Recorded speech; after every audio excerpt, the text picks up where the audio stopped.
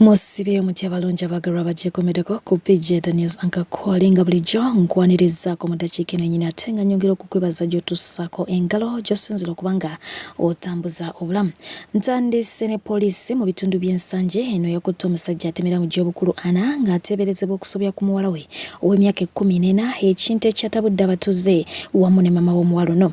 Mama w'omuwala ono yagenze mu maaso okubanga ate awanjagira poliisi okumuyambako asobole okubanga afuna obwenkanya ku lwa muwala we. Wabula ngate abakulembeze mu kitundu kino bagenze maaso okubanga bategeeza nti abavubuka betanidde nnyo okubanga bakozesa ebiragalalagala. Kyesimanyi taata ow'emyaka 4 akyabalibwa mu bavubuka kweri. Anyways, yonga nkujjeyo wabaluseewo okutya mu bagoba ba boda oluvannyuma lw'ekitongole ekiddukanya ekibuga Kampala Kampala Capital City Authority olw'okulangirira nti waliwo stage za boda eziwerako ddala 1500 ezigenda okuggyibwa mu kibuga. Wabula nga ssentebe w'abagoba ba boda amanyiddwa nga Frank Mawejje mu Kampala agumiza ba boda nti tewali agenda kubagoba mu kibuga Kampala kubanga KCCA okuyisa ebiragiro bino erina kusooka kubanga ate ebeebuuzako ekintu kyetanaba kubanga ekola. Songa ate ye kalisoliso w'eggwanga lya Uganda omukyala Miriam Matembe yavudde bw'ati n'agenda maaso okubanga ategeeza gavumenti eyise bill eya Alcoholic Drinks Control Bill 2023 ng'era onakkiriza nti y'engeri yokka eyinza okubanga ekendezaamu ku kunywa omwenge kubanga kyekiviiriddeko violence ekutta kati wansi ne waggulu mu bakyala n'abaami ensangi zino. Oba ntegerekese bulungi yasaateesa nti wabeewo etteeka erifuga abanywi b'omwenge kiyambeko okubanga ate kikendeeza omuwendo gw'abantu abanywa omwenge na kingi kye bakola kye banywa era nga yakkiriza nti y'engeri yokka eyinza okutaasaako ku bakyala wamu n'abaami abatulugunyizibwa ensangi zino kuba ye akkiriza nti entabo obaolyawo evudde ku bitamiiza bino.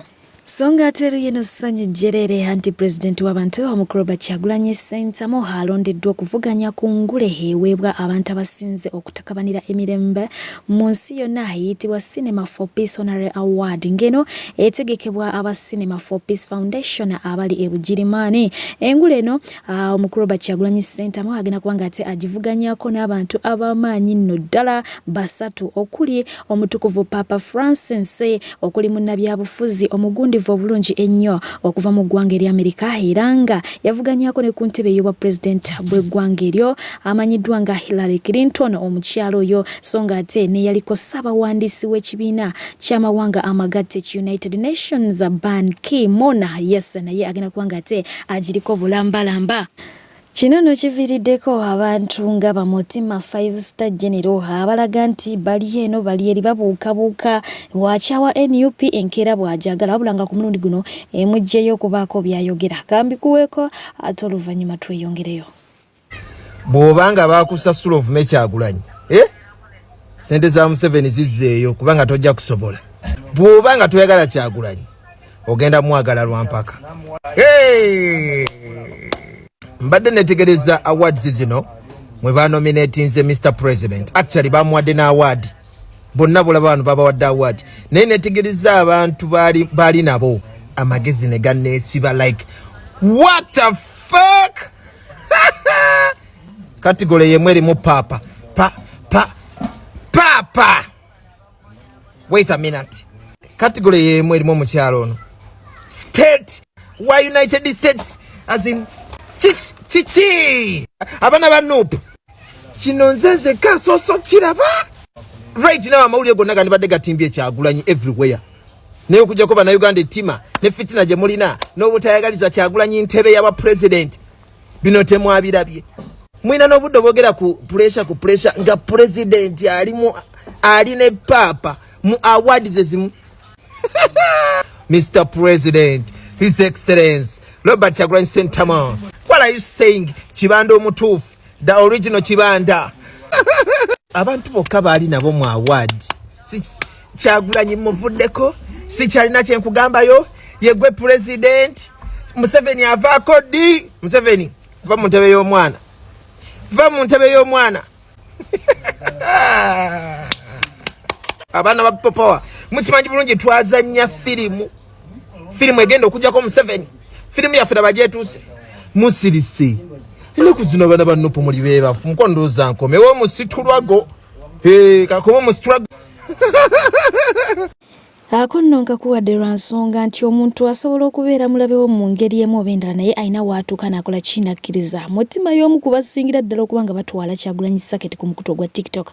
Naye ate oluvannyuma lw'ebyo byonna Kyagulanyi byatuuseeko bye tuzze tulaba yavuddeyo n'agenda mu maaso okuba nga ate naye yeebuuza n'awandiika ku kibanja kye ng'agamba nti nkwebaze ntya mukama wange nze ani ayi mukama kyamususeeko yaseso nga ate teyakomyawo yavuddeyo n'abaako obubaka obulala bw'awandiika yagambye nti when I think of how many people have been tortured, killed or arrested for our resistance against dictatorship, I know I can't leave Uganda. Bwatyo nti nze buli lwe ndowooza ku muwendo gw'abantu abo abakwatiddwa, abatulugunyiziddwa, abattiddwa olw'okuba nti munaye tugezaako okwagala enkyukakyuka tugobe nakyemalira muli nkiwuliranga era muli nkimanyi tisobola kubanga ate njabulira ggwanga lyattu Uganda. Mubufunze alinga yanukudde abo abagenda mu maaso okuba nga ate boogera ebyabwe bye muwulira eyo oluusi bye mugenda maaso okuba nga ate mulaba n'amaaso gammwe. Yeno mwana mulenzi Munnakatemba amanyiddwa nga Raina yassa atikkiddwa olunaku olwaleero wabula nga ate ono atutegeezezza nti ajja era nga mu matikkira ge awerekeddwako omukulu amanyiddwa nga Honorable Francis Zaake wali eri ku St. Lawrence University wabula nga ate agali mu nkuubo mbu omukulu ono yandiba nga ayagala kuyingira byabufuzi naye nga kyonna kye kitujja kuba nga ate twongera okukola ki okukinnyonnyoka. Ebitabo tubikubye olukumu mutwe kati eno yo graduation yewedde kati ebana kye batugamba kati mulinde kiddako kigenda kuba kitiisa kyakuvuganya. Oluvannyuma lw'ab'eŋŋanda wamu n'emikwano gy'omukulu amanyiddwa nga Neko Gye yakuyimbidde akayimba twagala Pentagon okuba nga ate beekubira omulanga wamu n'okuddukira ku poliisi okugulawo fayiro olw'okubula kw'omuntu waabwe. Omukulu ono yasangiddwa nga asuuliddwa era nga poliisi mbu ye yamulonze n'abeera nga ate atwalibwawo ku poliisi y'e Katwe. Ono nno yaggiddwako enviiri zo badredi ze ku mutwe ezo zonna z'olengeraawo bazimamuddeko oba bazimuggyeko nga bogera okuba nga ate olaba. Omusajja yuuyo bamulonze ne bamuleeta wano e Katwe naye ng'enviiri tekuliiko Neko Gye mulaba bamusazeeko enviiri ze zonna ezibadde empanvu. Ali wano ku poliisi e Katwe. Neko Gye Pentagon naye nga lwaki omuntu oba omukola bw'otyo? Yuno tuli naye tumufunye omuyimbi wa Pentagon Neko Gye ali wano e Katwe.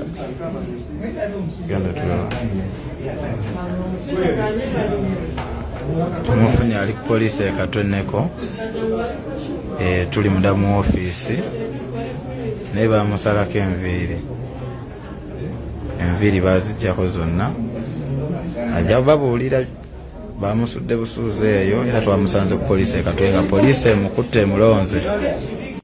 Abangi olunwe balusonze mu musumba Aloysius Bugingo fact being nti yayimba akayimba ka Pentagon era nga yakwatibwa immediately nga akayimba ako kakafulumizibwa so abadde awezezza ennaku zenga 5 ku 6 ng'amisinga bwewaawo ye omukulu amanyiddwa nga Uptop yavudde bw'ati n'agenda maaso okuba nga ate akoowola abakulu mu poliisi okuba nga bakola ku fayiro ye gye yagenda maaso okuba nga ate akola oba awumbawumba ku mukulu amanyiddwa nga Aloysius Bugingo omusumba w'endiga z'oku Canaan Land House of Prayer Ministries. Mwami Fred enanga simanyi kiki munjagaza ne polisi ya Uganda. Nakwasaganya kesi yange ya Bugingo neggwa bulungi. Fayiro mugirina yaggwa. Bugingo Pastor Bugingo is supposed to be arrested. Mukyali awo mukyamubayingira time omusajja apulaninga kudduka mu ggwanga. Mmwe muli awo mukyali mu muzannyo. Obudde bwange bonna bwe natwala nga ndi mu kukola investigation ku case. Nemutekawo n'obukadde 2 ku muntu abawa information nagiba wambabanja sente zange. Era Bugingo waddukira mu ggwanga bwati nga mukwata milioni zange 2 nga muziteeka ku account Uganda Police mbabanja. Kati bwe mumala oteeka kwa sente ezo ku account kati nga namwe mumala muyingira ekkomera olw'okuleka suspect nadduka mu ggwanga nga nabawa information gye mwali mwagala. Nja sente zange obukadde bwange 2 waddukira bwati. Kyokka abaana abatalina musango bali makomera bafuna ababeeyimirira ne mubagaana nga tebasobola nakudduka kubanga ababeeyimirira we bali bamemba ba parliament bo bali munda. Omukulu atalina yadde abali bamweyimiridde nga ne bwadduka temulina we mutandikira mukyamulesaawo naye n'amala dduka mbaagala munda ate nga temunnagenda munda musooka teeka bukadde bwange 2 ku account nze kuba information yange nagibawo nze mbabuulidde bujinga ageza adduke mu ggwanga ali eyapulaninga kudduka information tugifuna from reliable sources omusajja apambana kufuluma naye ageza n'afuluma mujja tubuulira Uganda Police amount.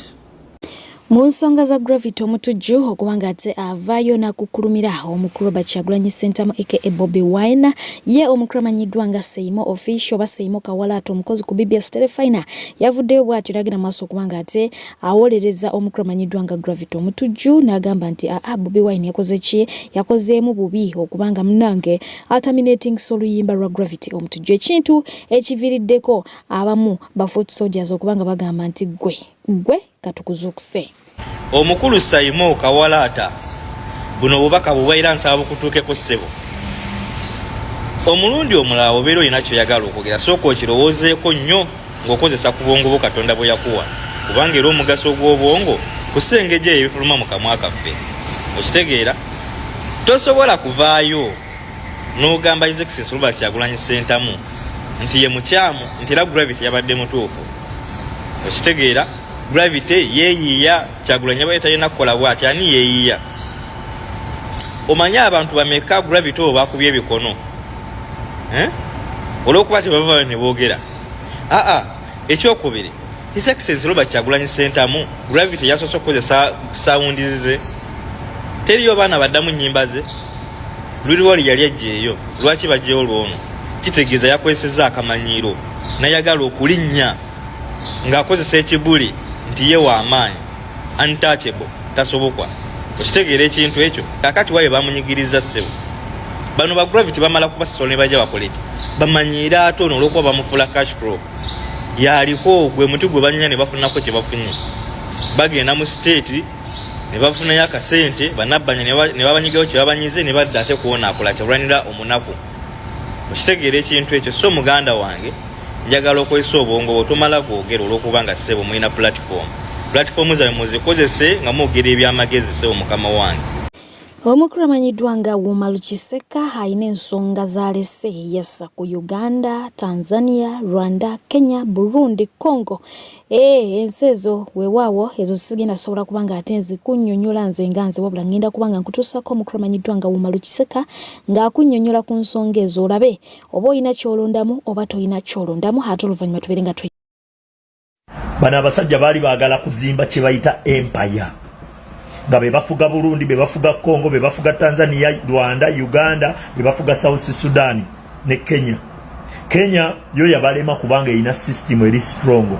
Kenya ne boleetako puppet sawa yo naba mukolaki bamujjaku ne baleetako waabwe.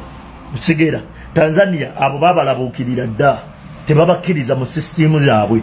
Usigera Congo ebadde yalobamu yazuukuse yagenze neyita bali eri abasadaka bakuba omunalwanda okumujja mu Congo bubi nnyo.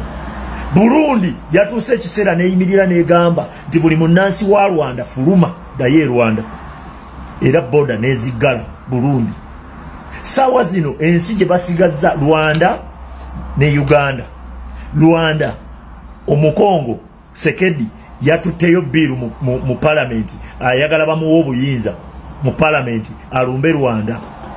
Nowa Burundi begase bameka babiri.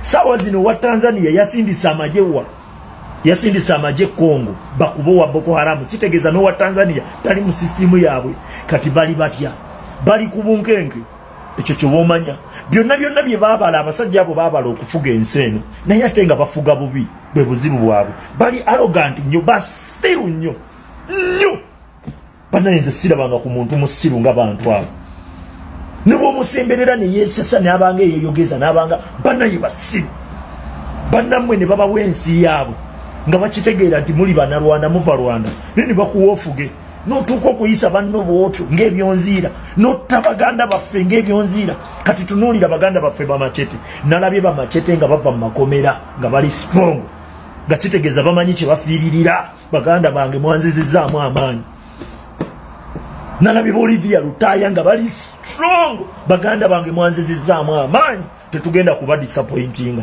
wallahi tugenda kujjako mu 7 nebyo bi system bye bya planning ebyokutulugunya bannayuganda okubatta agenda kuvaako tugenda kumujjako nagambye bana basajja sawa zino be batusinga pressure bali ku bunkenke bw'amaanyi nnyo nkubuulira sawa zino bali ku bunkenke buli kimu kye baalinga abalowooza nti bazimbye kisaanyeewo baagatta entalo nnyingi gwe tewaliwo ngeri gy'osobola kufugamu banno nga tolina munnansi munnaabwe ng'obafuga bubi leka nkubuulire bw'oba toli munnansi olina okwegula olina okwefuula omulungi olina okulaga by'okozeewo naye ensi mulya buli ate leka nkubuulire mugenda kwereetera obuzibu okuddamu okubeerako mu buyinza nga mu East Africa yonna babamanyi nti abo balingira mu buyinza bafuuka babi ensi ebalabuukiridde luli erimu akwatanga ensi sipiidi olw'ensonga tebamanya nga bigenda mu maaso baalinga tebabamanyi nga gye mwava mwagenda ne mutulugunya abahutu ne mubatuusa ku pointi ekwata amajambiya okubatemaatema ffe ne tulowooza omusango ne tugusalira abahutu ne tugamba bannaye abahutu nga babi batemaatemaati abantu bwe batyo naye enfuga gye mufuzeemu eggwanga lyaffe twali innocent twali tetumanyi bigenda mu maaso twali tetukimanyi wadde.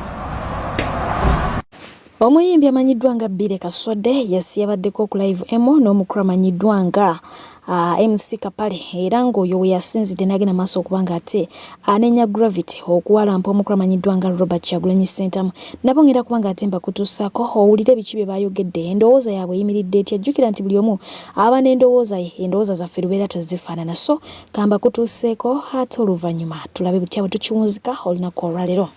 Osobola kugeraageranya mpologoma na kamyu kulwana. Gravity mugambe ekintu kimu nti teweerijja ku muntu akusinga kubanga amusinga byonna. Okitegeera kati mugambe bugambi akikomi amazima weetaaga ogwogerenga mazima nti omuntu gwawalampa amusinga audience sijana ko ebintu amusinga ebintu bingi. Gravity simunyoma ntalina kyalina byayina birina naye wayagadde ate okuwalampa we watali watuufu kukola ki kuwalampa mu kiseera kino yepimire tisobola kumunyoma era simunyoma naye omuntu wepimira. Gravity teyasoose kupima yingini ye bweri alina yingini paspaso yesimbye ku musajja wa V8 okitegeera so ekyo akimanyi bulungi mutima gwe naye agezaako okulwana omanyi tubeera nga abali mu nnyanja mwene ensi bw'oba omaze okubbira okugwa mu nnyanja nga tewali kiddako oyinza n'okwekwata ku busubi naye nga tebulina kyogenda kukuyamba newekwata ku buli kimu naye ng'ogenda kati Gravity ali mu lugendo lwakuga nti bw'aba nti teyekebeddemu kukuddayo ku musawo we gwe yakozesa yenna oba munyolo oba mukigo oba muki omubuuzaamu kamubuli kikyakola oba kituufu ba sikituufu nti ayinza omaliriza mu mwaka gumu obwebiri ng'endongo eganye naye ng'ekiganye endongo sigaba nti ayimba bubi nti oba ki wabula empalana ennene gye yaleeta etali nnungi mu ndongo ye. Abantu bamwagala sympathy siye yayimba ennyo aye n'olulimba lwe yajjirako jasi lwali lwa kafeero yadda mulimba lwa musajja oli omugenzi ate aliwo ne family singa kye yali nnafu nnyo bantu badde bakyamubanja paka ne kati okitegeera kuba talina rights teri yazimuwa yabbalubbe wabula Gravity muwabulamu buwabuzi nti katono nnyo nti bw'aba ayagala okusigala mu ndongo etemunyumire endongo enasigale ng'agikuba bulungi ave ku musajja gwe bayita Kyagulanyi Ssentamu aka Bobi Wine jasi muwabulamu sigama nti mububi nakwambye olubereberye ndowooza olaba nti ojja gye ndi nagambye muwabule buwabuze ekigambo kimu nti gwe yeerizzeeko si we mutuufu okwerijjako akkirize bukkiriza nti asobola okufuna omuntu omulala gw'asobola okwerijjako kubanga abayimbi abamu bo baliwo okutambulira ku ntalo ng'alowooza nti bw'anaalwana ne gundi kisobola omuwa ettutumu bw'anaavuma gundi kigenda muwa erinnya abamu ng'ate tikigenda kubayamba wabula nga kigenda kusuula basuule so manya omuntu gw'osobola okwerijjako manya omuntu gw'osobola okwepimamu kwegeraageranya gwe bw'ozitowa omanye ky'ozitowa osooka otambaala omuntu kati ekyo ebitonotono ebikwata ku mpale ya principal gy'olabawo wansi mu kifaananyi ekisookera ddala ezo empale baazikola bbiri zokka mu nsi yonna zaakolebwa omusajja omu Japan mu mwaka gwa 1926 eyasooka ojjambala yali president wa Trinidad and Tobago azzeeko ye Bobi Wine. Material g'empale eyo tegakyaliyo katale era ba designers ab'enjawulo mu nsi yonna bagezezaako oganoonya naye nga tebakyasobola gafuna. Ezo mpale za buseere nnyo nti bbeeyi yaayo bagigeraageranya ku half of the national budget y'eggwanga lya Uganda. Empale gy'olaba y'empale erina wifi erina AC then bagikolerako ne standby generator, of course ka portable standby generator kazino generator nene zomanyi naye portable standby generators nti wemubeeramu ebbugumu ennyo bateekako generator abajambadde yena n'abanga munange tayisibwa bubi. Empale gy'olaba edetectinga danger mu range ya 10 kilometers wabeerawo omulabe mu range ya 10 kilometers empale gy'olaba ekwekyangako n'obanga tokyasobola kutambula. Empale bagijizaamu remote era remote yayo bwefa omusajja ali omu yeka we mwennyini yagikola nti ye alina mutabani we gwe yayigiriza enkola yayo era yeka asobola okutaasa ng'empale ekwekyanzeeko naye ekolera ku remote. Y'empale gy'olaba eri bulletproof. Empale gy'olaba eri sensitive to weather changes. Tukyanoonyereza ku mpale eyo era ngenda kuba nkomawo n'ebyafaayo by'empale eyo ebisingako.